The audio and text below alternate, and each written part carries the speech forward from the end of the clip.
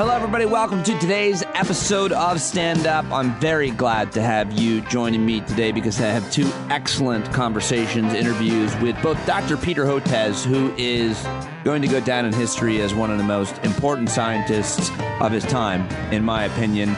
And comedian Ophira Eisenberg joins me to dig deep into what's going on with her, with me, and with all of us during this pandemic. She reached out to me and said, could we just tape? And I said, let's go. And so Ophira Eisenberg and Dr. Peter Hotez join me today. And I'm not going to do a show other than that today because yesterday was a super busy day. I had 3 interviews, guests on the show that I taped with, and then I was a guest on 3 other shows, including the Canadian broadcast company, the CBC News, to talk about my friend Bob Saget, who, of course, died on Sunday night. And, you know, when I found out on Sunday night, I was deep in the edit of the Monday show, and really in the middle of it. I put so much work into it, I wasn't going to stop. So I just somehow compartmentalized it. I finished my work. I went to bed. This morning I woke up, and of course, to the news again that Bob Saget had died. I was reminded by that, and I still had to do my work, get through my day, do my interviews with all these different guests, talk about these important issues. But then around 4 o'clock, I went on the CBC, and I talked about Saget with them, and I'm going to share that with you. Then later on that night, I realized I never posted the video of my interview with him on YouTube, and I don't remember why. I thought I did, but I haven't been great about that. And so last night I did post that interview with him, and I watched it, and that's when it really hit me. I was wondering when I was going to start to feel more emotions and have a good cry, or if I was going to, because it wasn't like he was a close personal friend in my life that I talked to each and every day or every week, but the times that he was in my life were so special. And as I wrote on Facebook and Instagram, and of course I just want to say it to you here at the top of the show, Bob Saget was one of the most famous comedians in the world. He treated everyone with respect. Didn't matter if you were the greatest comic in the world or it was your first show. He put everyone in his light. I interviewed him several times over the years. We did stand up together. I attended a Broadway show he was in where I got to meet his daughters and got the whole VIP treatment. As a matter of fact, John Fugelsang reached out to me last night because he was with me for that, and there was a picture of me and John and this other really funny comedian named Seth Herzog, who all were friends with Bob and all went to that show. And anyway, I got to meet his daughters and get the whole VIP treatment. Then the last time I talked to him was in August for the show, and we DM'd a while after on Twitter. But I never released the video of our chat, and so I did. And when I learned that we lost him last night, I was, like I said, in the middle of building today's show. This is my post still. Sorry for being repetitive. I spent the day thinking about him, went on the CBC to talk about him, and yet I still hadn't cried. Then I found the video of the last time we spoke, and now I'm a mess. It was such a big deal to me that he would sit with me every time. He made me laugh. He made me feel seen. And I'm bawling watching this video of us. It was so good to me and to so many others. Thank you so much, Bob. That's what I wrote on Instagram and Facebook, and just also wanted to say here on the podcast. And so I wanted to do the news desperately tonight. I wanted to do the whole news segment. Pete Coe submitted a news dump. I'll use it all for tomorrow's show. I just couldn't. Tonight, I just had to feel my feelings. I was listening to music and talking to some friends here in the shed, and then just writing. So I kind of want to write and spend the rest of my night like that, as opposed to putting together the whole news section. I do have these 2 great interviews, though, that I wanted to share. So coming up, Ophira Eisenberg and Dr. Peter Hotez. But first, I want to share with you my appearance on CBC talking about Saget. Again, I guess this is kind of repetitive. It's about 5 minutes. If you don't want to hear any more about Bob Saget, then you just want to get to the Peter Hotez interview, then skip ahead. But here's my conversation with the anchor Arthi Pohl on Canadian broadcast company CBC News yesterday. So for more, I want to bring in Pete Dominick in New York. He is a comedian, commentator, and the host of the Stand Up with Pete Dominic podcast. Pete, thank you so much for joining us. Welcome to the Rundown. Thanks, Arthur. We're all pretty crushed by this news. He was a giant, and he was a friend of mine. And that's what I wanted to ask you initially. When you heard that news that he had died, that his body was found in Florida, what was your reaction? That we lost someone who was probably more impactful in the entertainment industry than almost anyone of his generation. I don't think people realize how much of an impact he had on our industry, and I think even on American and international life, because America's Funniest Home Videos and Full House were all international programs, and Bob was the best of us. There's just no doubt about it. He had more friends than anybody in entertainment, and that was for so many good reasons that I could tell your audience about for hours. And you know, it's interesting because as those tributes have been pouring in, certainly much of what we've been hearing is that he was a really good person. People genuinely liked Bob Saget for who he was, aside from the comedy that he also did as well. And you called him a moral leader of the comedy community on your podcast. So what qualities did he have that made him that kind of leader? Well, I think that the way that he carried himself, you just would watch him. There are certain people in your industry and the way that they behave and the way that they do things maybe quietly and subtly, and you find out later. I mean, Bob Saget, everybody loved him. The older guys like Rodney Dangerfield and Richard Pryor were close personal friends of his, Gary Shandling, and then every other younger comedian. You mentioned John Stamos and his peers, but all of the young girls who grew up from babies almost on that show, Full House. But I think probably the coolest thing about Bob was it didn't matter if you were a celebrity or a legend or his opening act. He treated pretty much everybody the same way. And so I think that's one thing that I have always wanted to emulate by a guy like, Bob Saget, who is just a legend for being such a thoughtful and sensitive person. He did so much good for so many people that I think we're all going to probably hear about now with his loss. And, we've been looking back at clips of him in that wholesome character role as Danny Tanner, but that was just one of the sort of characters that he played, was that wholesome role. He also dabbled a lot in raunchy stand-up comedy. The Aristocrats, for example, was a different genre of comedy altogether than what was popularized on television. So maybe enlighten us a little bit about what sort of talent it takes to be successful in both of those arenas.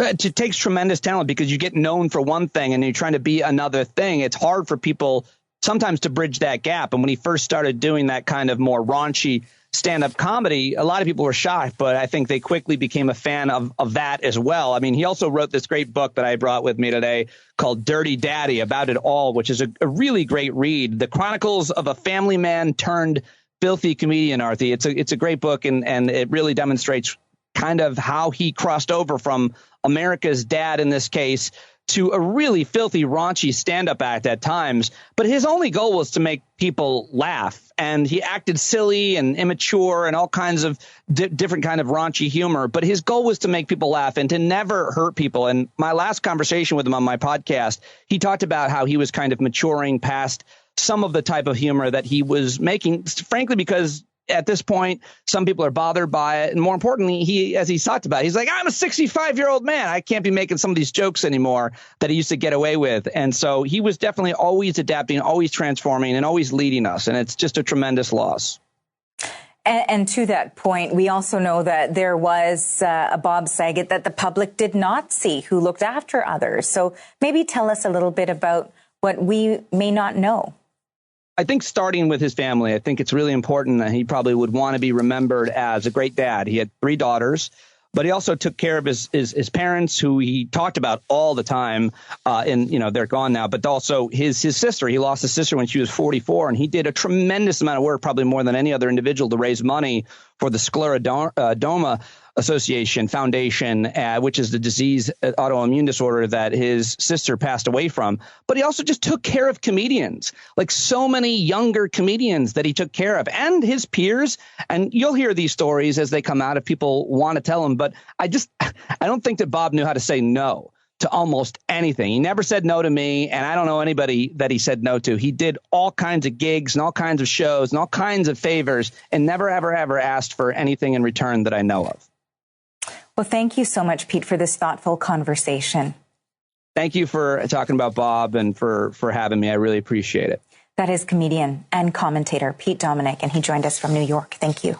Well, there you go. Apparently, I am officially the CBC's dead comedian correspondent, and it's the second time I've been on the CBC to talk about a dead comedian. Norm Macdonald was the last one, and I'm happy to do it. It's an honor, and I was flattered to be asked, and I think that went pretty well. I hope you appreciated it. Now it's time, though, to get to my guests. Joining me today, two great guests. I've got Ophira Eisenberg, who reached out to me and said, let's talk. Can we tape it? Yes, it's great. I think you're going to love that. Before that, though, one of my best conversations I've ever had with Dr. Peter Hotez, who is such a smart and thoughtful guy who, from the beginning, should have been funded to find and research and create the vaccine that he eventually did.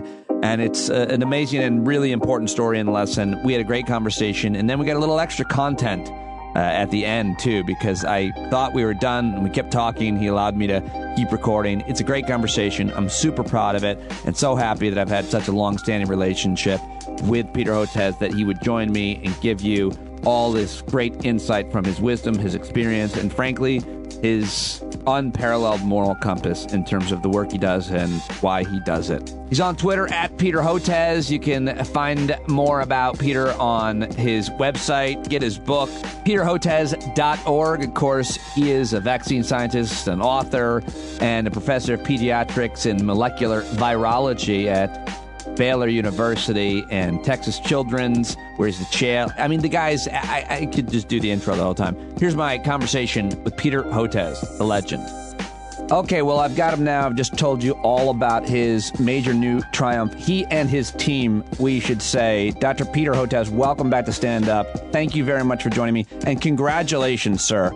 Oh, thank you, Pete. It was a pretty hard road, and it's actually a 10-year journey, but the last 2 years with the COVID sequence and doing the COVID version of our coronavirus vaccines, it's been really challenging and doing it under a lot of duress. I've been talking to you long enough to know the history of it, and I think it's super important that people understand the history because of how things are funded and priorities and so on. You and your team have been working hard to, let's just start at research and find cures and vaccines to diseases that plague people, especially children in underdeveloped or lower income nations. Tell me about you and your team and what your priority has been on that first. Yeah, we're called the Texas Children's Center for Vaccine Development, housed in the big research building of the Texas Children's Hospital here in the Texas Medical Center, part of Baylor College of Medicine. And so we're all academics, but we have this hybrid culture of biotech with academia, actually making stuff, not only the usual grants and papers, but actually making vaccines. So we've been doing this now for 20 years for vaccines for parasitic infections and diseases that most people haven't heard of. They're incredibly common, but they only affect the world's poor in Africa, like schistosomiasis or Chagas disease in Latin America. And then about 10 years ago, we had a collaborator working on a river blindness vaccine named Sarah Lustigman, and she introduced this to a group at the New York Blood Center on the Upper East Side of New York near Cornell and Rockefeller, who was working on coronavirus vaccines. And so we started collaborating with them and made SARS and MERS vaccines, got funded by the NIH. And the funny thing was, we only know how to make inexpensive, low cost, easy, durable, easy, accessible vaccines. That's all we know how to do, because our health economist colleagues said, if you don't do that for your parasitic disease vaccines, you're dead in the water. It'll never go anywhere. So that's all we knew how to do, and that's what we did. So we made the low-cost SARS and MERS vaccines, and then when the COVID-19 sequence came along, I remember seeing it online. It was like January 13th, 14th, 2020. I called Mary Elena, my science partner for the last 20 years, Dr. Mary Elena Bottazzi. I said, I think we got this. And we, then started working on it. And it was a very difficult time, Pete, in the beginning, because if you remember, the Trump White House was just saying crazy stuff, right? And they were launching their disinformation campaign. So I was calling that out on the cable news networks and getting beat up by our friends from political extremism on the far right. And then trying to raise money for this because, you need money to pay your scientists and basically shut out of Operation Warp Speed because we weren't a pharma company and they wanted all new cutting edge technologies. They didn't want our vaccine. But fortunately, some local philanthropies in Texas and at least one very important one in New York, the JPB Foundation and others came through for us. And we did it. And we did it as we always do, low cost, durable, cheap vaccine, and transferred the technology, no patents, no strings attached, to India, Indonesia, Bangladesh, and Botswana, because we were getting contacted by ministers of health and ministers of science. They even had a visit from the president of Botswana because they're desperate for a vaccine. And well, the problem here that you've just laid out is a problem of priorities. Maybe it's a problem of economics or even of capitalism. But the point is, you and your colleagues have been working for most of your career, at least the last 20 years, on trying to find these important cures, but they aren't as profitable, and so they aren't as well funded or researched. The issue, of course, becomes when it's a pandemic like this, and obviously everybody needs them. You had the technology, the beginnings of it, but didn't have the funding. You dusted it off, and Warp Speed and the G7 still wouldn't give you the money that you eventually created a vaccine for, which we'll talk about, right? Just to be clear. Yeah, that's it in a nutshell. I mean, one of the things that we do is not only do some interesting science, but we're trying to pioneer this business model of how you run a guaranteed money losing company. I mean, I don't know what else to call it. It's to make vaccines that the pharma companies won't make. And it's not that the pharma companies are bad guys. I mean, I got the Pfizer BioNTech vaccine and I'm grateful for it. But the problem was there was this exclusive reliance on the pharma companies and for this pandemic. And I think that's a major reason why the African continent's unvaccinated. We allowed Omicron to emerge, and why we're underperforming in Latin America and Southeast Asia. We need something in parallel to when you say they're not now. Bad guys, and I can't believe I found myself defending big companies, much less big pharma, in recent years. But just to be clear, your vaccine that you've just developed, Corbavax, it doesn't have a patent. There aren't strings attached. You're going to share it widely. Why haven't the big pharmaceutical companies like Pfizer and Moderna done the same thing? Because I'm an academic and a professor, and we have I have flexibility as long as I can raise the money for it, or we do. And pharma companies are public companies; they're owned by the shareholders, so the shareholders, expect returns on their share. I don't know. I'm not a finance guy. So just let me ask a different question. If I'm an investor, let's say I'm the government or just an individual investor, I'm going to get a lot more bang for my buck on your vaccine. So even if you wanted to make it be about profit, I would still give you the money for your vaccine, which is because I want to talk about why yours is different and maybe even more scalable in some of these underdeveloped countries. Why wouldn't we invest in you guys during Warp Speed and when governments around the world were trying to fund research?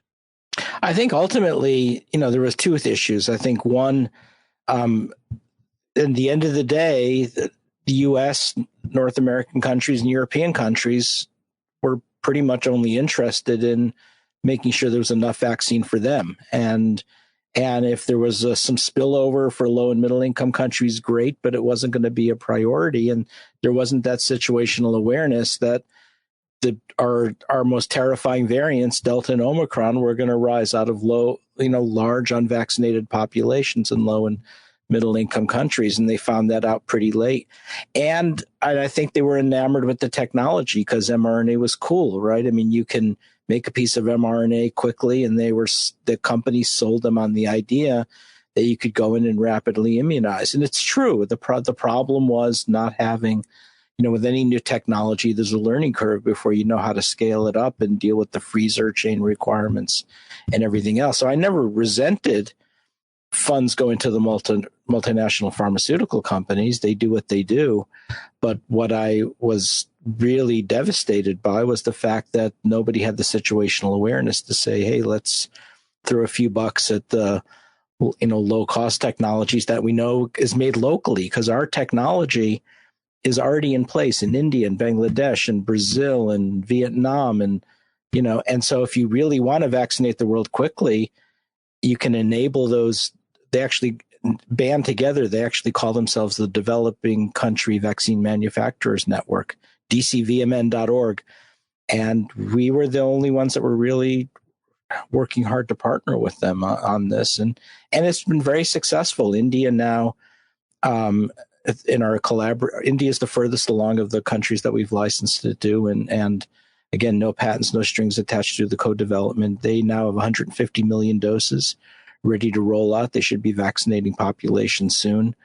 And they have the ability to make 1.2 billion doses of this. So we'd never made a billion of anything before. So that was really great. There are a lot of unique things about your vaccine, Corbevax. I think you and your team are the Jonas Salk of this era. People keep asking about where are people like him? They're people like you for our generation, because you have been focused on underdeveloped countries and especially with children and these horrible diseases. Your whole career, you want to decolonize the entire vaccine movement so that there won't be strings attached and things could be done faster. And as I always say, it's not that we want to replace the pharma companies. They do good stuff, right? The Gavi Alliance relies on pharma companies. What we're saying is don't rely exclusively on them. By the way, Jonas Salk, I'd met Jonas Salk at the end of his life. In 1995, I'd gone to see him at the Salk Institute, and he spent a whole afternoon with me. He was married to Picasso's ex-mistress, Françoise Gillot. Herself was a great painter in her own right, and showed me her paintings. And if you've ever been to the Salk Institute, it overlooks Black Beach, which is a nude beach in La Jolla, California. Peter Hotez spent quality personal time with Jonas Salk. What did you do? What did you discuss? How did you get the meeting? Well, at that time, I was going out to a meeting in San Diego. I got invited to speak at a Society for Pediatric Research meeting, and I'd missed the opportunity to see Sabin when he was alive. I said, I'm not going to blow this again. So if it's amazing, this is a good lesson for young people. If there's someone you admire, just write them a note, and you never know. And it worked out. And and this was, I think, in May of 1995. It had a bit of a sad ending because about 2 months later, I was at a meeting in the UK and spoke to, and I found out that he had just passed away. So, and he said he was going to help me with our hookworm vaccine. And so I felt like I lost an extraordinary mentor and friend, but he was an extraordinary individual. Wow. Do you have the note that you sent him? I do. I have the letter that he wrote me back saying he would meet with me framed in my office. I would be interested in seeing that. And if you posted it or I would share it, I would love to see that. That must be so special to you. And you are so special to so many of us. Very little outrages me more than people who attack you, because you and your colleagues, I always want to include your team, have done heroic work. Corbevax is what makes it different. What makes it in some ways better than some of the other vaccines? Well, it's, as I say, older technology, same technology used to make the recombinant hepatitis B vaccine, which has been around for decades. Your kids got it. You got it. And it's made through microbial fermentation and yeast.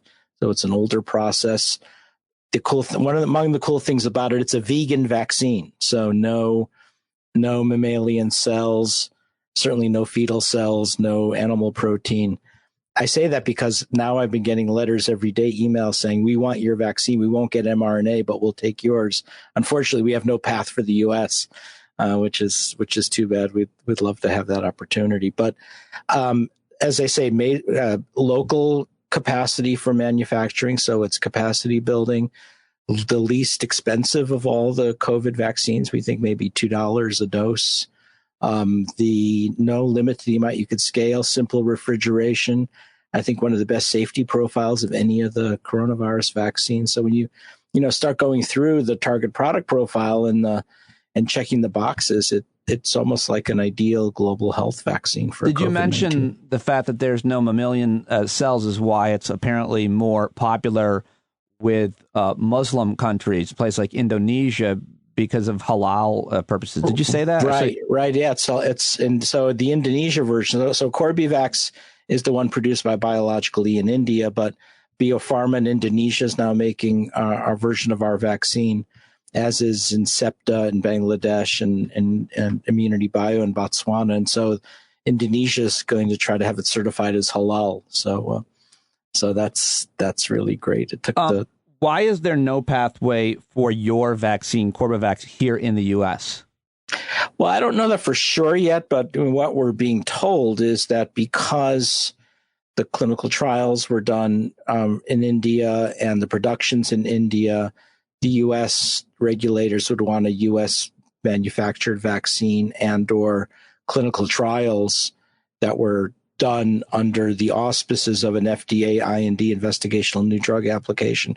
And we don't have a U.S. partner. So because the market's so flooded with mRNA vaccines, I think that would probably scare off a lot of U.S.-based manufacturing partners. We're still trying, but right now I don't see much of a path. It's because they can't make money off of it. Well, yeah. In that sense too, it'd be sort of a niche market, right? People who were skittish about mRNA, and I think maybe as a pediatric vaccine, it would be a good vaccine as well, or as a booster for certain vaccines. But I think there's not enough there to get a serious. I just want to go back to one point that you made and underscore it, because what we're dealing with right now with this Omicron variant, and before that the Delta variant, which caused so much death. You've said over and over, but I just have to underscore it. These variants rose from unvaccinated people in lower and middle income countries. So the reason why we are still in this situation and all that it brings to our life is because we didn't have a more equitable, not necessarily even moral campaign to vaccinate the world, but it would have been more effective for all of the world, right? Well, or to put it in a more provocative way, which I sometimes do, and I've been getting beat up a bit on social media for saying it, but it's in my heart, I feel it's true, that had we gotten a fraction of the support that Moderna had gotten, and potentially the whole world could have been vaccinated by now, we might never have heard of Omicron. And the fact that we're still not doing it and still there's no plan for it, as I say, Mother Nature is not being coy here. She's not, playing hard to get. She's telling us what she's going to do, right? She gave us Delta out of India, Omicron out of South Africa. Once we get through Omicron, the immunity from Omicron is not going to be durable. It's going to be similar to other upper respiratory coronaviruses. Another variant's coming within a few weeks after that. I don't know which one it'll be. Maybe we don't even know about it yet. But by the summer, we'll have another variant of concern. And this is going to continue until we finally step up and vaccinate the world. Will it continue in a similar fashion the way it does in terms of making people severely ill? Is there potential for that? Well, I don't know. In some ways, I wouldn't say lucky because it's a horrible variant and decimating our health system because of all the absence. But what if Omicron turned out not only to be more transmissible, but actually produce disease that was even more severe than Delta? Imagine the chaos right now we'd be in. And that could still happen. So I think we've got to take this seriously and work harder to vaccinate the world. And the fact that, we've got 150 million doses ready to roll out and we'll be heading towards 100 million doses a month thereafter. We're doing more to vaccinate the world than the U.S. government or any of the G7 countries. And that's a problem. It's not that it's a problem with us, but it's a problem with them that they're not stepping up and having that same sense of urgency. Who's them? The federal government of the United States, the G7 countries? Yeah, exactly. The federal government and the G7 countries. They need to prioritize this. Are you in touch with policymakers? Do U.S. senators reach out to you and say, how can we help? I do. I talk to members of Congress. I talk to the White House, COVID people. I've known many of them I've known, Tony Fauci for 100 years, and they're all good people. And I've been in discussions with the Surgeon General. He's a terrific guy, by the way. He's a really good Surgeon General. Yeah, and the others, but it's just not happening. Is there a specific obstacle that you could mention publicly? It's not like they point to one thing and they say that's the deal breaker. It's just things don't seem to click and move, and I'm not quite certain why we can't make this happen. This is always a fascinating conversation talking with you, but learning about your relationship with Jonas Salk and learning about the success of your vaccine. You and your team will have vaccinated hundreds of millions of Americans from a deadly people in the world. Not Americans. Everybody but Americans. Hundreds of millions of people in countries like Bangladesh, Indonesia, and Botswana, and around the world. And that's what you've been doing your whole life. So got to feel very, very good. I'm sorry for any of the criticism and hatred you get. You are a true hero, you and everybody that you work with. Oh, thanks. Thank you. It's, I've always wanted to pursue science for humanitarian purposes. I did my MD, Ph.D. at Cornell and Rockefeller, and the motto of Rockefeller was science for the good of humanity, and I actually believed it. So I've been doing that ever since. Yes, you have absolutely completed that and been the change that you wanted to see, and the rest of us can follow you and your team to that end. Thank you, sir. Very appreciate it. Pete, thanks for giving me a voice. I deeply appreciate it. Always.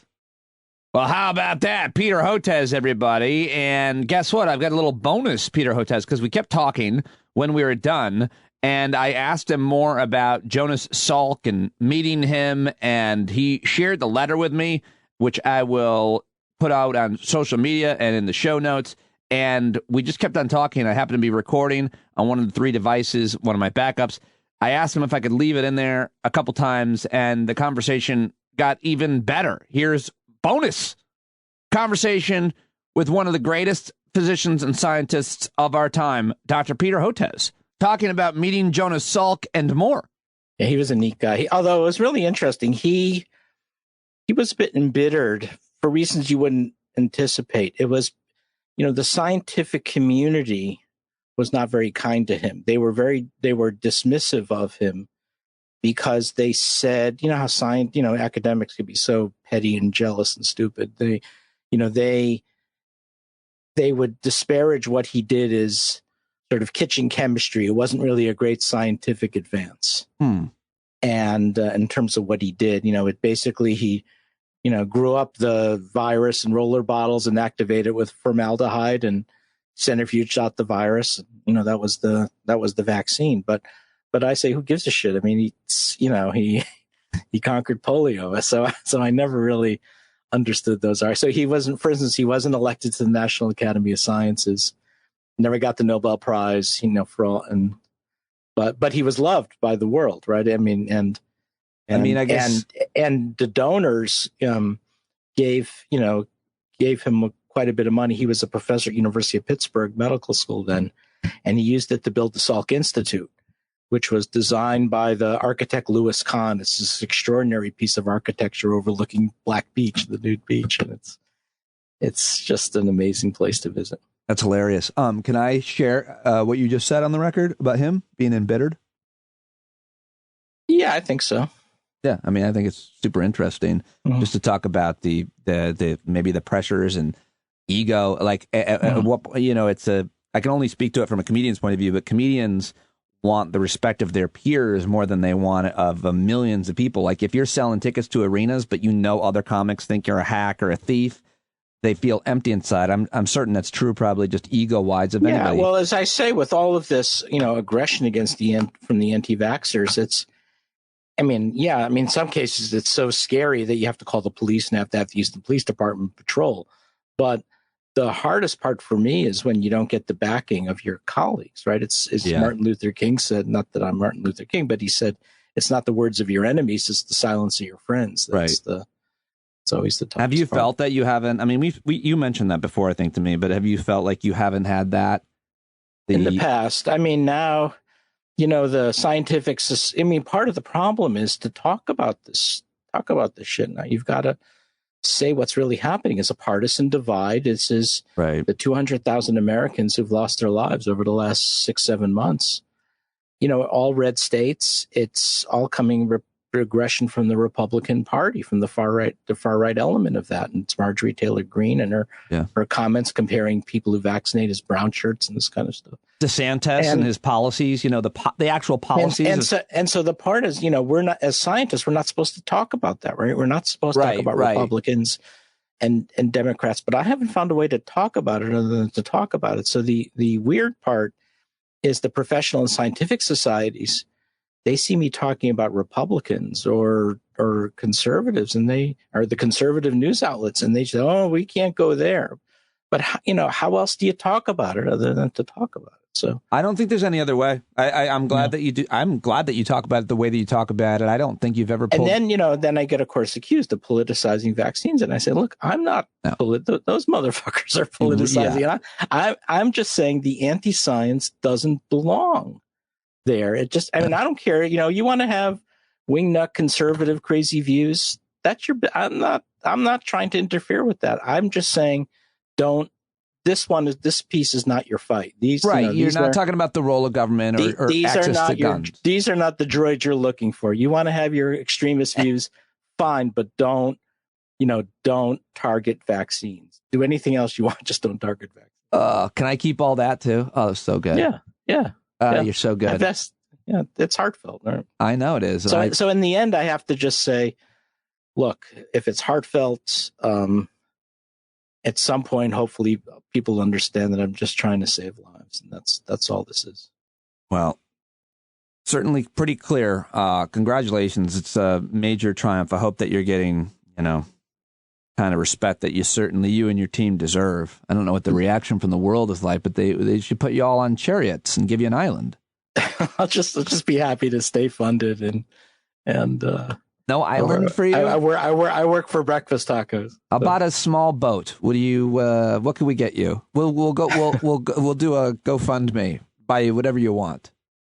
Well, when I come to New York, we'll go to. You ever been to Pete's Tavern in New York? I will buy you dinner at whatever restaurant you want in New York City. We'll go to Pete's Tavern in New York. It's one of the oldest taverns in New York in the island. I don't think I've been to there. We're in Manhattan. Yeah, it's like in the 20s, I think. Yeah. When will that be? You're in New York, right? I'm right outside. Yeah. I mean, where are you? 35 minutes from Midtown. Okay. Yeah. I'm in Rockland County. Oh yeah. Well, my wife's from Ridgewood, so very close by. I dated a gal. New Jersey. I dated a gal from Ridgewood. Beautiful town. Great town. And beautiful women. She was in Teaneck and then Ridgewood. Oh wow. All right, bud. Well, I'll let you go. I really appreciate it. And I'll be posting this tomorrow, and I'll send it all to you. Thank you so much. Okay, you're the best. All right. Thanks, Wish bud. you well. You too. Bye-bye. All right, there he goes. One of the nicest guys in medicine and one of the heroes. He's a professor of pediatrics, a vaccine scientist, author, and like I said, I can't say it enough, American hero. PeterHotez.org, at Peter Hotez. Please let him know that you heard him on the show. It'd mean a great deal to me. He's always been very kind and generous to me, but I've been talking to him probably for over 10 years since he first wrote his book about his daughter who has autism but did not get it from a vaccine.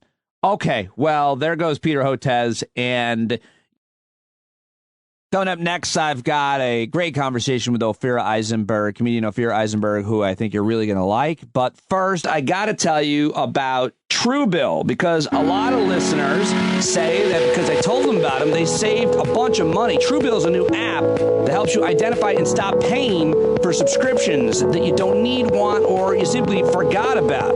And on average, people are apparently saving thousands a year with Truebill. My wife used it, and we saved a bunch of money. A couple of listeners told me, and if you have, let me know, and I'll read your testimonial. But you can see all your subscriptions in one place. Keep the ones you want, cancel the ones you don't, right from the app. And you get this concierge on Truebill who's there when you need them to cancel unwanted subscriptions so you don't have to. No talking to humans, no difficult conversations. My daughter's had a whole bunch of apps signed up. We didn't even know it.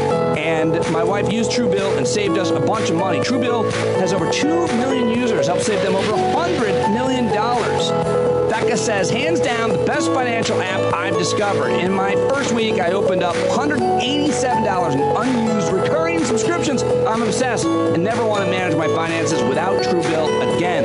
So start canceling those unused subscriptions at Truebill.com/standup. Go right now. Truebill.com/standup could save you thousands a year. Truebill.com/standup. You have no idea how many subscriptions you unknowingly pay for a month. You probably don't want to know the answer, so why not skip the part where you use Truebill and identify where you can stop spending and start saving. Truebill.com/standup now. All right, now it's time to get to my second guest on today's show. She joins me almost every Friday along with comedian Christian Finnegan. You can see all three of us this weekend in King of Prussia. That is in Pennsylvania on Saturday night, and Stone Harbor in New Jersey on Sunday night. Definitely stay up to date, though. Anything could happen. Anyone could get sick. So please stay up to date on that. But get your tickets, which will be refunded if we don't do the show, of course. Ophira Eisenberg reached out to me and said, I just love to chat like we had in the past and catch up with you and do a one-on-one. And so Ophira and I caught up, and I thought this was a really human, thoughtful conversation. We talked about our problems, our challenges, and I always like these types of talks because they resonate with folks and make you feel more human and make you feel seen and not alone. Everybody is struggling probably to some extent, some way, somehow, and even without COVID and everything else that we're dealing with in the world. And that's what Ophira and I covered today, along with more than a few laughs. Ophira is on Twitter at OphiraE and Instagram as well. You can see she and I and Christian Finnegan this weekend in Pennsylvania and Stone Harbor, New Jersey. Ladies and gentlemen, my latest conversation with Ophira Eisenberg, and of course, the great original jingle by our own very talented listener and subscriber, Gareth Sever. Ophira, Ophira, she's on almost every week. Just pick a random day. So many thoughtful, witty things to say. Now with an undertone of sadness. But I digress. It's Ophira.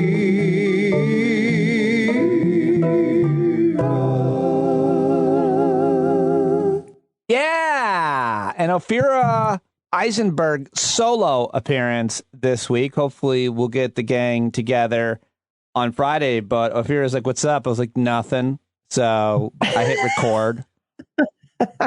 Yeah, exactly. It's like, we need to use my theme song.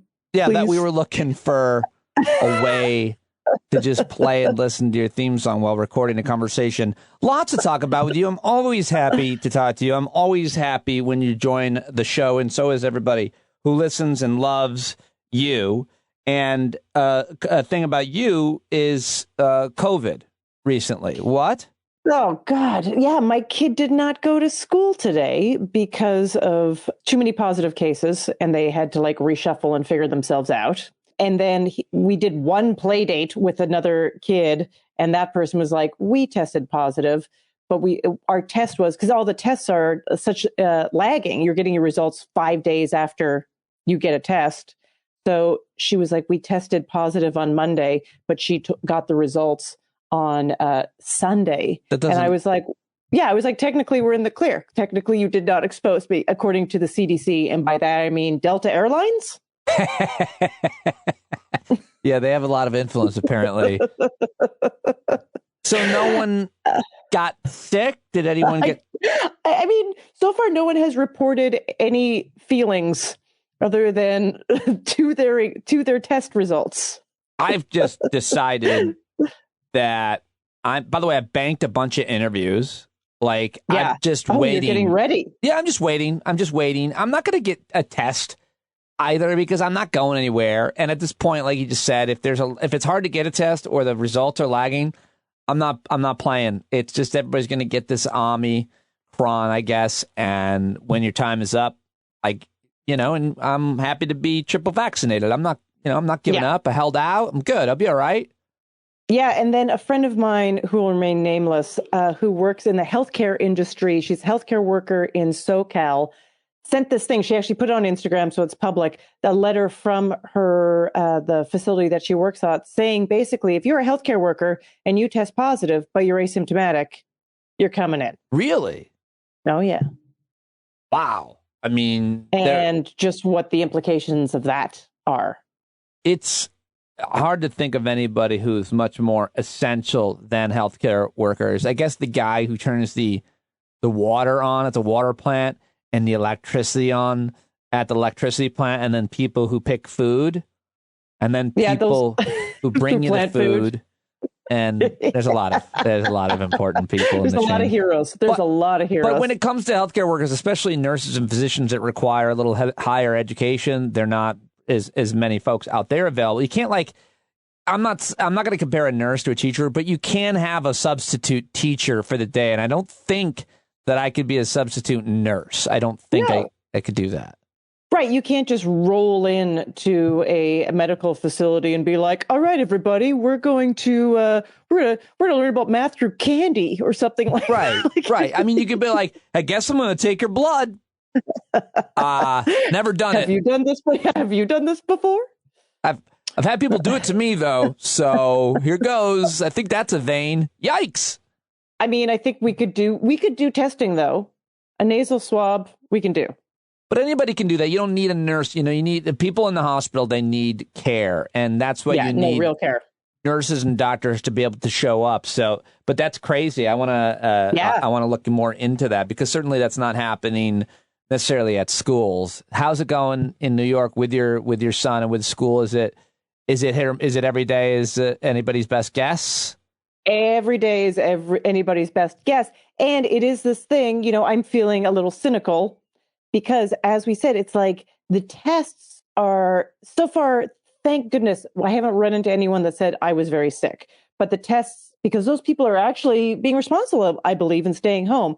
But there's just so many positive tests with people and kids that are asymptomatic. So it's just, we're relying on these tests. It gets crazier and crazier just in terms of the response. Because okay, so people tested positive, so we're going to shut down the school. But to get back in the school, you need a negative antigen, and that will be fine. But also, if you're asymptomatic, we want you to stay at home for 5 days, irrelevant. And after that, but if you're a teacher that's asymptomatic and you've been here, you should stay here. I mean, it's just like everybody has a different idea. Every email has a different set of things like, now here's what we're doing now. Oh, we just talked to someone on the street who knew something. So here's a new email. I feel so bad for the schools, the educators, any administrators, because this is just not what they trained for. Like, you don't get your master's in emergency preparedness if you have a pandemic. Like, no one's prepared for this. They're all trying to make it up as they go along. And even though we're 3 years in, I think it's still challenging because the virus changes and the vaccination rates change, and it's hard to understand how much danger people are in. Why don't you just... If you were going to homeschool your kid, if that wasn't hard to do, what would you teach him?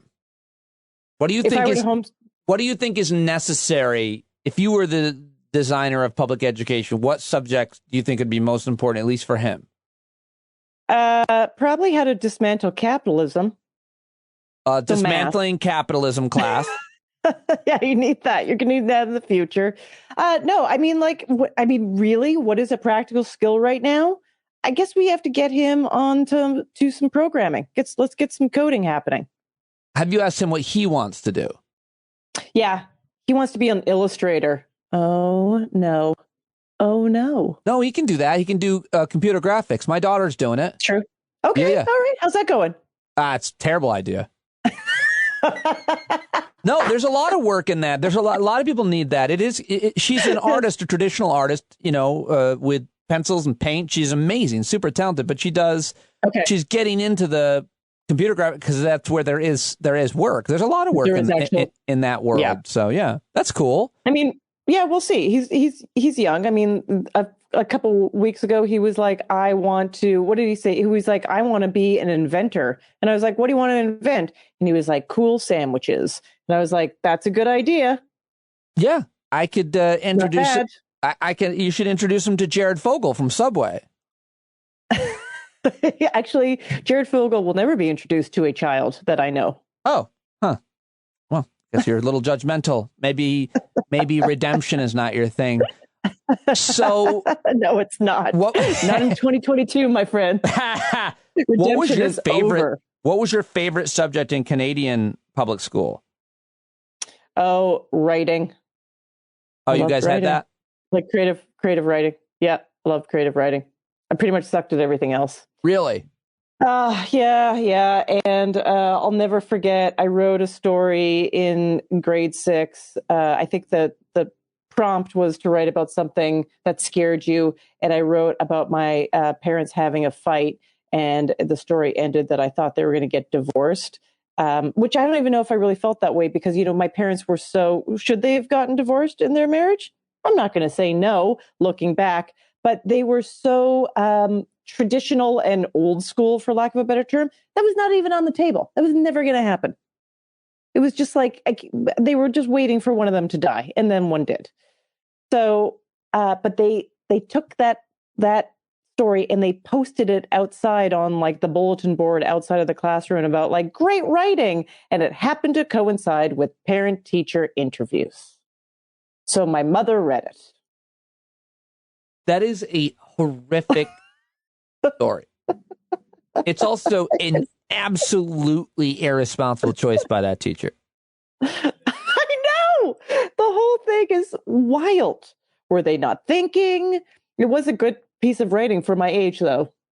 Turns out that teacher was having an affair with your husband, and that was the way out. Yeah, right. With your dad. How are we gonna let Astrid know? So, is that your mom, Astrid? Astrid, yeah. How old were you when she passed away?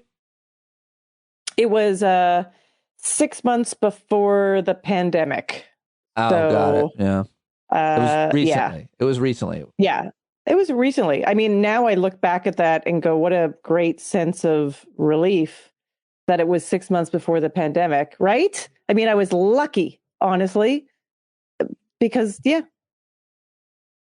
I hadn't thought about that because, my parents are both dealing with this bullshit, trying to navigate it, and it's just maddening, for anybody their age. I sometimes think about how whatever phase you are in your life that you're experiencing this pandemic, I certainly feel bad for the people, especially the young people who are missing out on certain milestones like playing varsity soccer or being in the Nutcracker this year, much less older folks who might be in, the last quarter of their life and they've got grandkids like my parents do. And it's like just trying to get together with them is so challenging. I haven't struggled as much in terms of like my life being so dramatically affected, specifically missing out on stuff.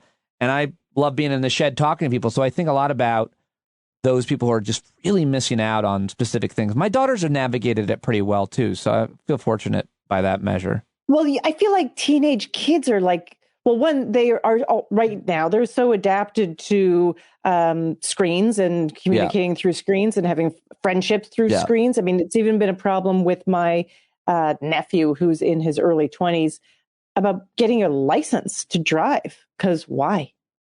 Yeah, it's you think about the screens and think if they didn't have them, what socialization would they have had and how much more difficult would it be? But they're so constantly talking to people in every method from Snapchat to FaceTime and everything else that it's a decent socialization tool. It's not as good as being in person without them, but it works for them. I don't know. My daughters just haven't missed out on anything really important to their lives, and I feel fortunate for that. But, they're not like top athletes or artists or something. That they're missing out on something like that, which a lot of kids do, I guess. Just think of all the a cappella bands that couldn't gather. I think about the a cappella bands a lot. Especially like older whites. I don't know why I think of a bunch of old white Republicans. Doesn't it seem like, I feel like that was something like a certain caucus of the House of Representatives did at some point, like to make themselves more likable. Like, wow, we'll take all your rights. We're going to sing together. Right, because it reminded them of their secret society days at Yale or whatever. Yeah, for the sure. Cross and Bones. And also, I mean, singing on Zoom or any of no one's perfected the singing through one of these digital products. It's all a mess. It continues to be. Or comedy, too, like comedy too. It's like, it's very interesting how a joke, like it matters if you hear it, and then you can't hear the laughs. You only hear one laugh. It's all so bizarre, this form of communication. Bizarre. But I'm happy whenever I get to talk to you on it. So how are you? Like one of the things I miss about talking to you, just you and I, is you really digging into and sharing stuff about, what's going on with you. And when we first started talking on the podcast, it was shortly after NPR canceled your hit show, which of course I had some ability to relate to. And it's been a bit now. A bit of time has passed. And I wanted to just check in with you to see how you're adapting. All I can tell from my vantage point is that you've been grinding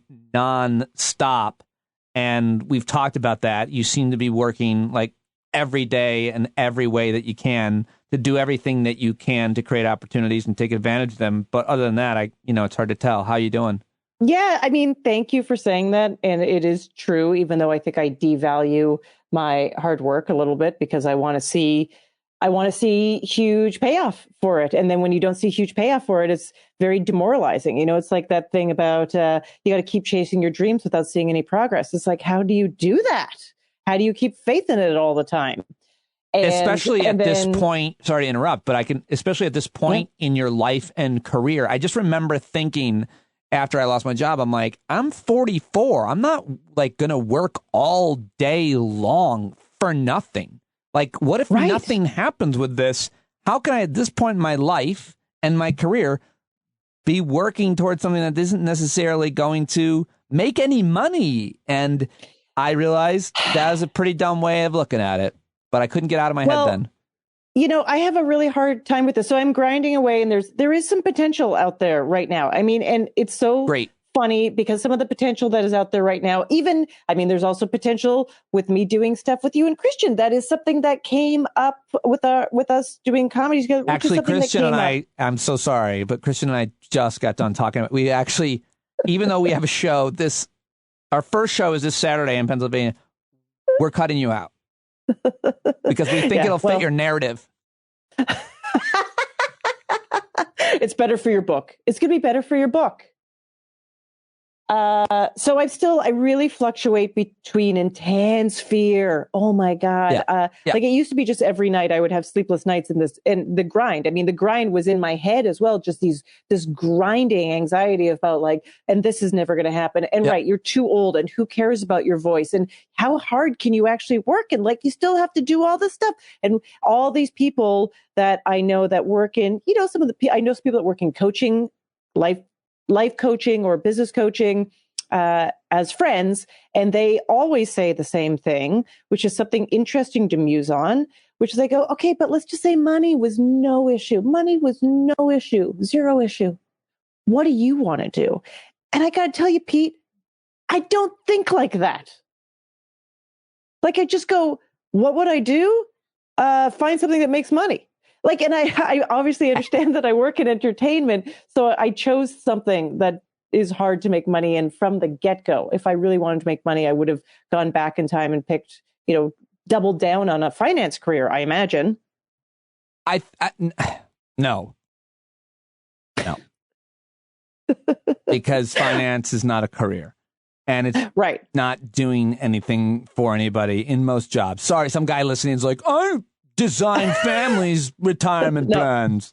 Okay, I'm not talking about you. So I think that it's a luxury to be able to say, if you could do anything, what would it be? And get out your vision board, because if you have a family, especially if you have bills to pay, if you have a certain lifestyle that you've gotten comfortable with, it's not unreasonable. In our cases, I think that's fair to say, besides your Maserati.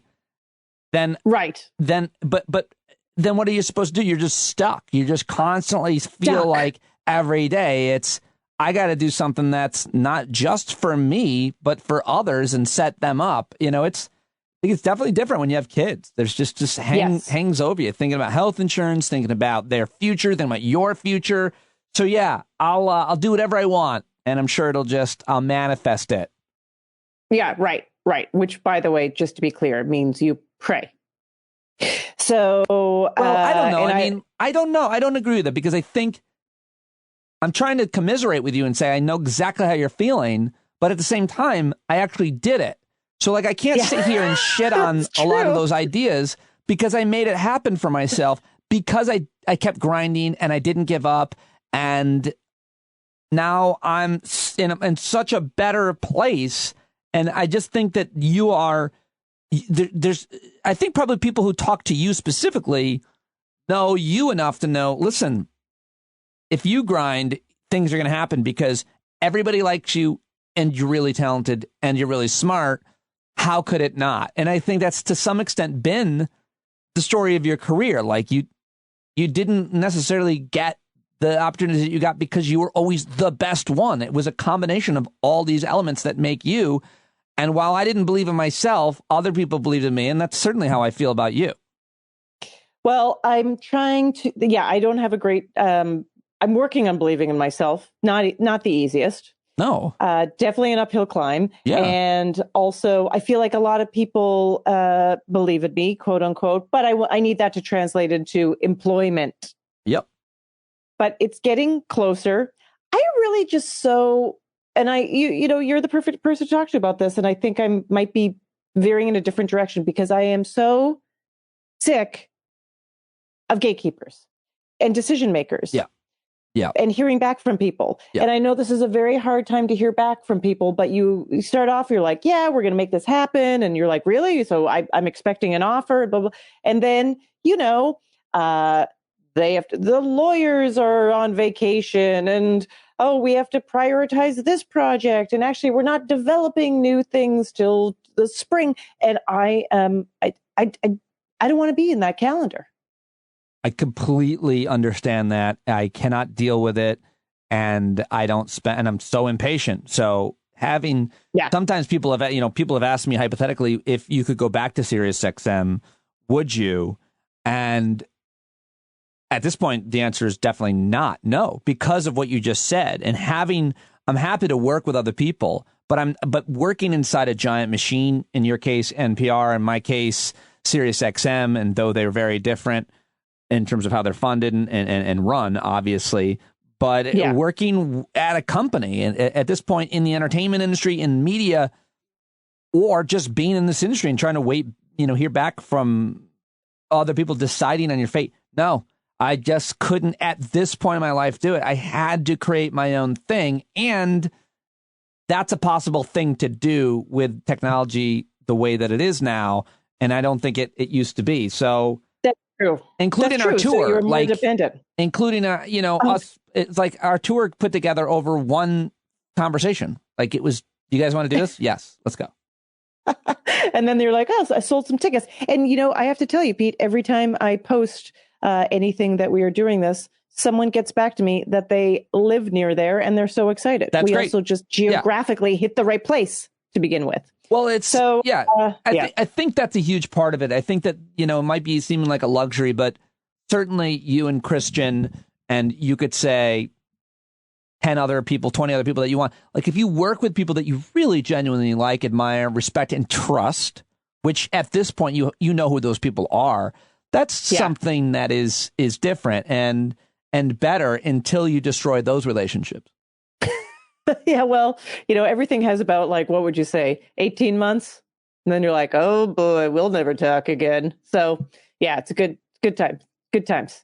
No, I don't know. 18 months. I can't imagine that happening at this point, with certain people.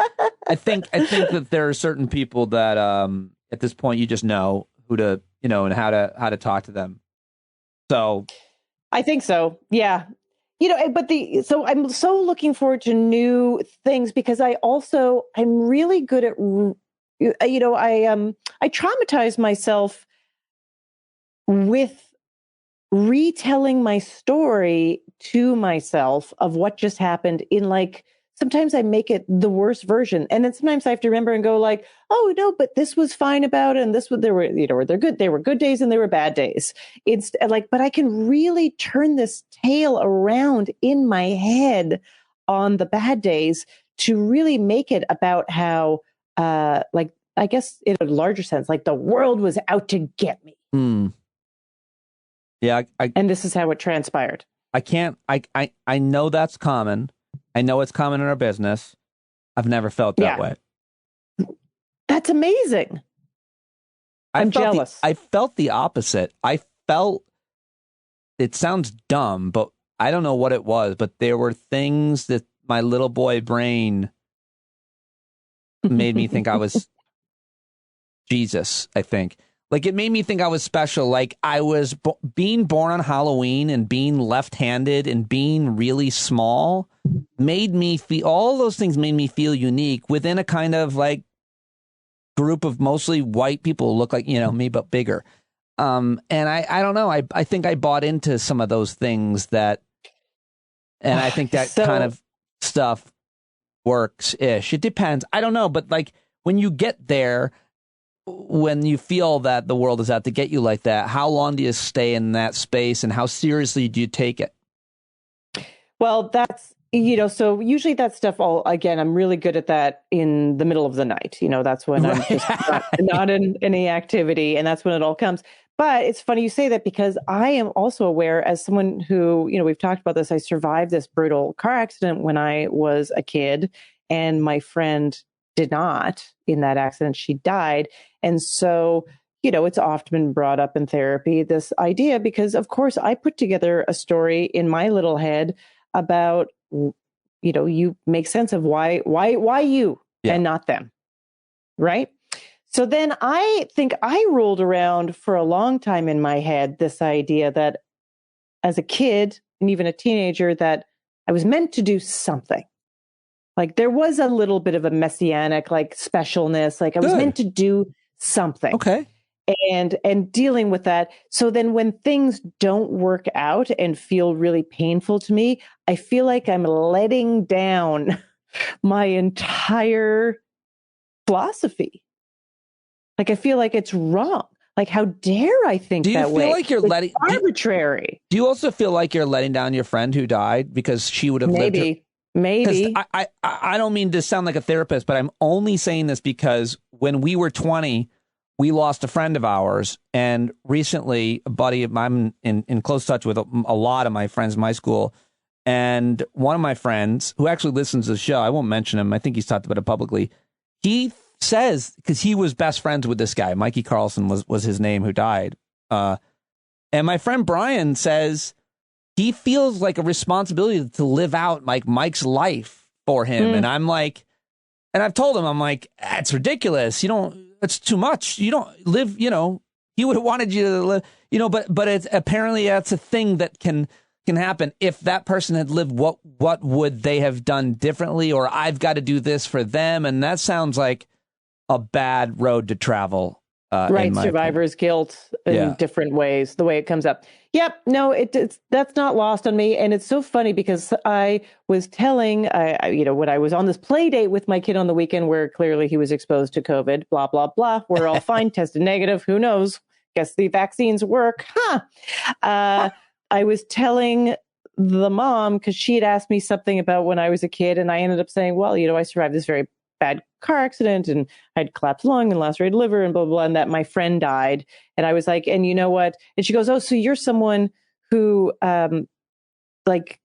survives things. And I was like, no, because then something bad happened to me the next time. Then I got breast cancer later in life. And she goes, yeah, but you survived that. And I was like, no, it was just all a big setup for the next bad thing to happen because then I lost my job. And she was like, yeah, but you're going to survive that. And I was like, I see what you're doing here. You're making it a tale about resilience, and I'm making it a tale about tragedy in this moment. I'm going the victim way, and you're going the resilience way, and that was like revealing to. Well, we don't see things. Oh my God! We don't see things as they are. We see things as we are. Is that it? I just think it's very interesting that she was like, "Oh, you're so lucky," and I was like, "But don't you see how unlucky I am?" it's I have the beholder. It's interesting, and plus you're on a play date with like a friend who's just trying to be, positive. She's like, could you stop saying all of your maladies out loud while the boys, they don't need to hear. I mean, I love that you had that conversation, first of all, and she sounds like a good person, with good intentions, but your truth is your truth and how you feel and how you're processing things. I mean, I think it's so important I was just talking to Peter Coyote, and I just always try to think this way, that to recognize the thoughts you're thinking about how long you're having them, and just see them and be like, oh, hello. Oh, look who's visiting. Terror and fear and failure and scary. Oh, hi. Hello. I'm good. And when I do that, I think I generally manage better in my conscious mind. Although I will tell you, I have now had two. I almost don't want to say it out loud. Two of my all night long epic drama nightmares, reliving losing my job. Like I'm there, I'm with those people, I'm back. Every time it's like I'm back there. Like I had lost my job and now I'm back, and then they fire me again. And it's like I'm trying to figure out, if anybody listening has any, I'm trying to figure out why that keeps haunting me, or why now I've had 2 nights where that dream, but it's when I wake up, it is exhausting. Yeah.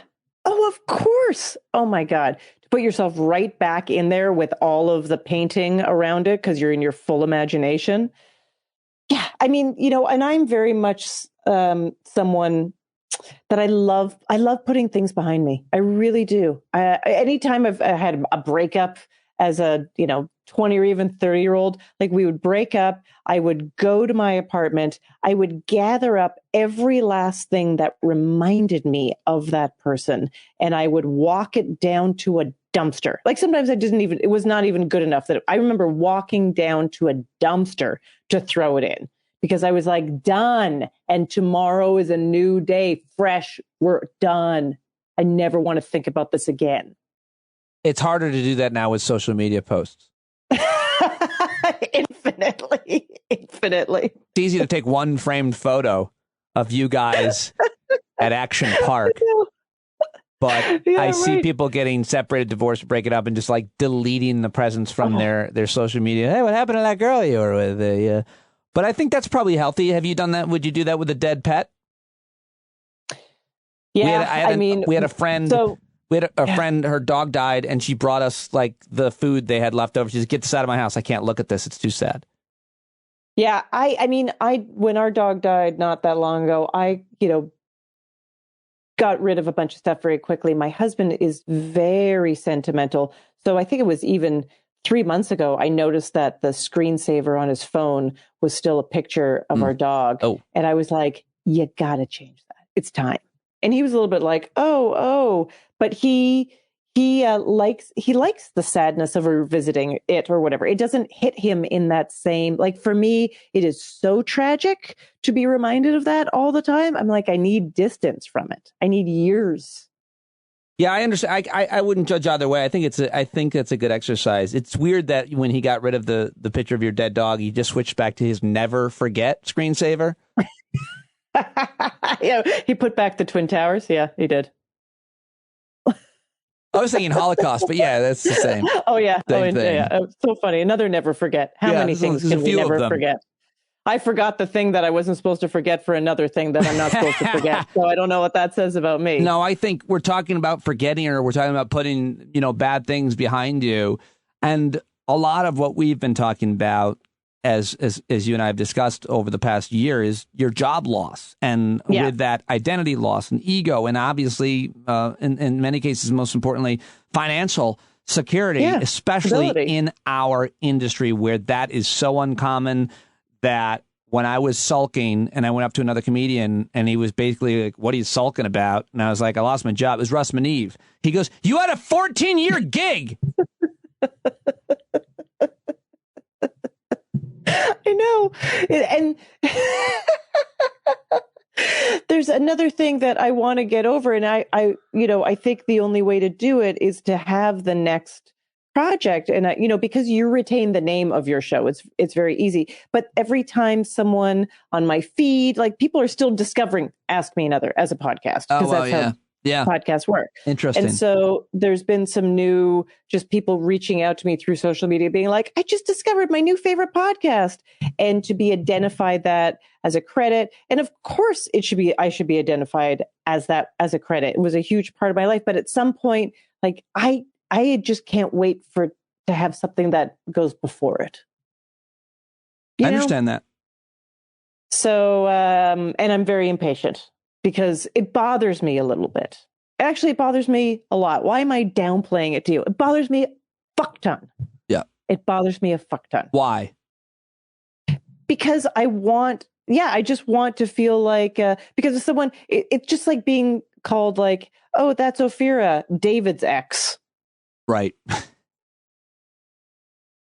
That's not how you want to be referred to or known as.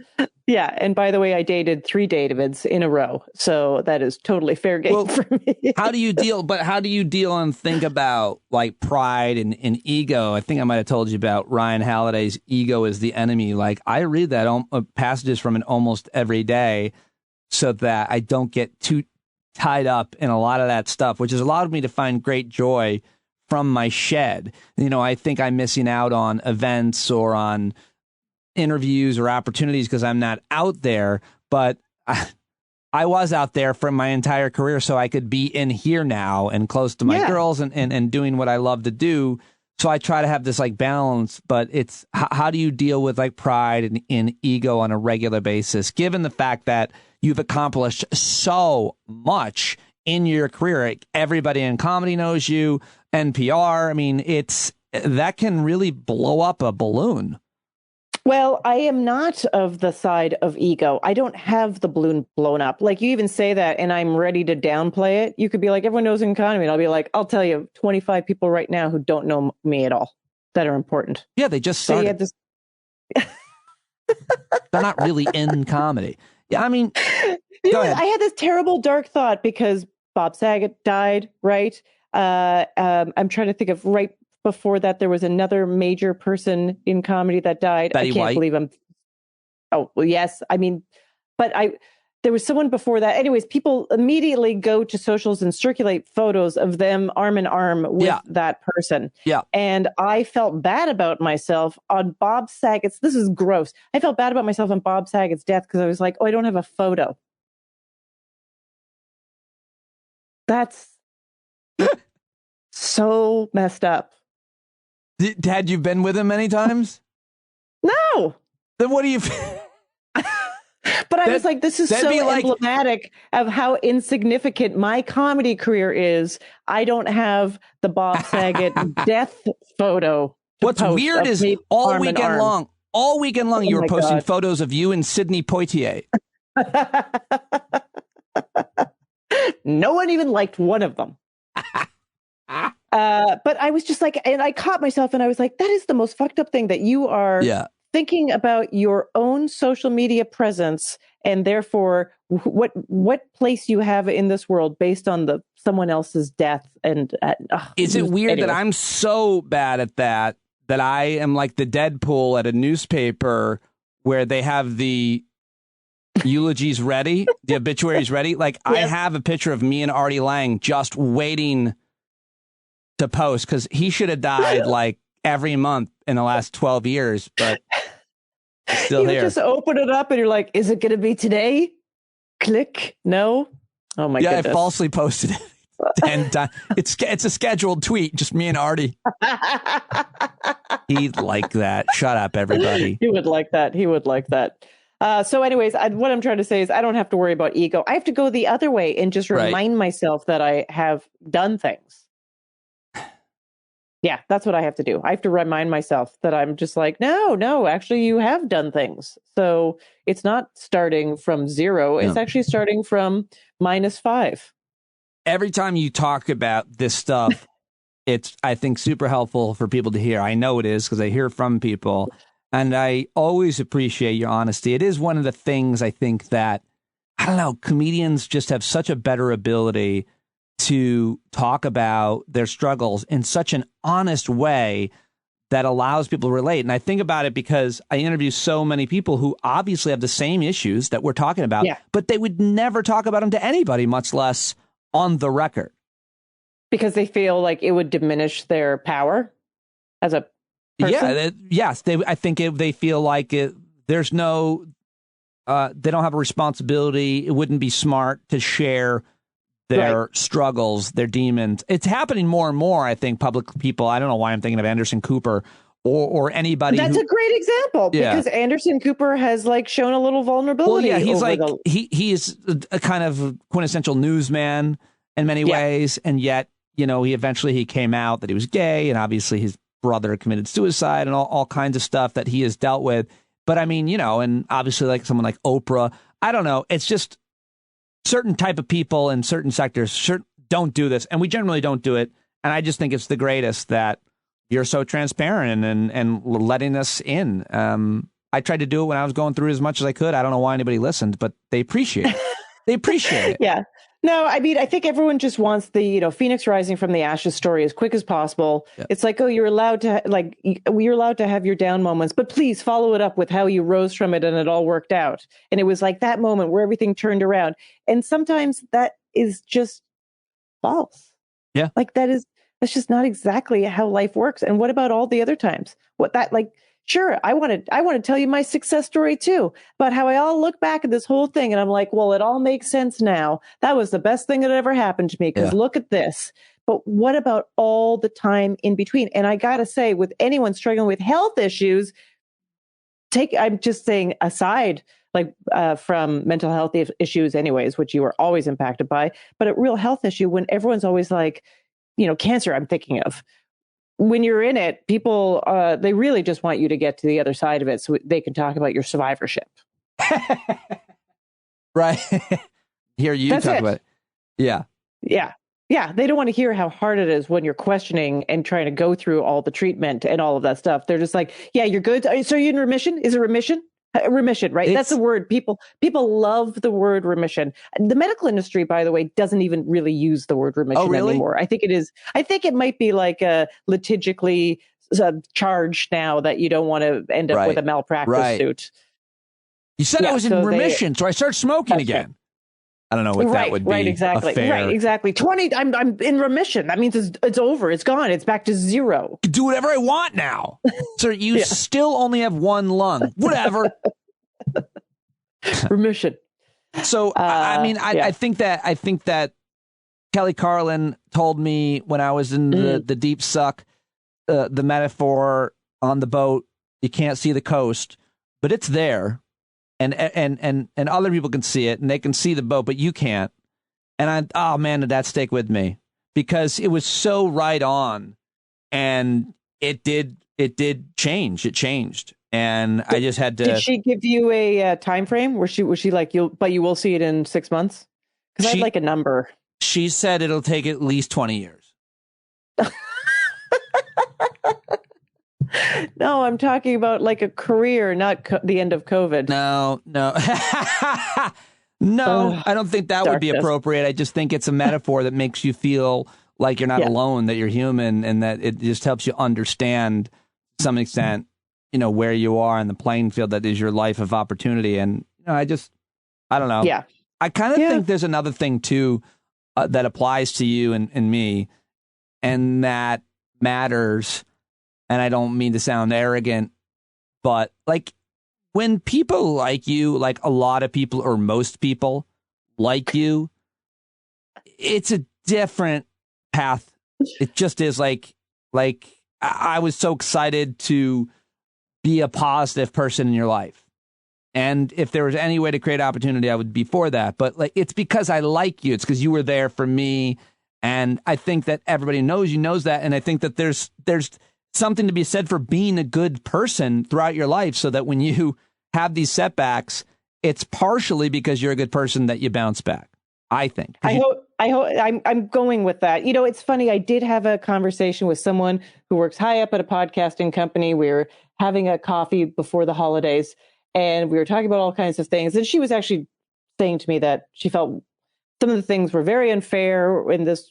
It was actually very nice. It was And then she said, and she goes, and I asked around, and it's not like you were a nightmare host or anything.